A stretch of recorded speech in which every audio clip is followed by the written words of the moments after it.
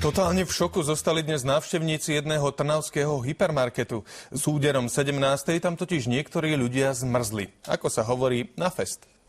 Už približne o 16:40 sa začali na tejto nezastávanej lúke v slovenskom Ríme zhromažďovať podozrivé hľúčiky ľudí, ktorí sa postupne začali presúvať na miesto činu, teda nedaleko obchodné centrum, aby nikým nepozorovaní vnikli priamo do jeho priestorov.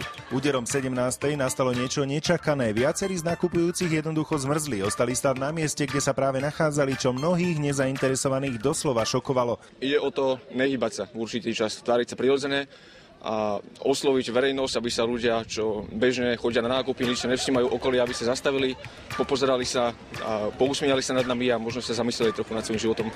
Presne po 7 minútach sa však všetko skončilo. Výborné to bolo, perfektné. Trošku strpnuté ruky a tak, ale dobre.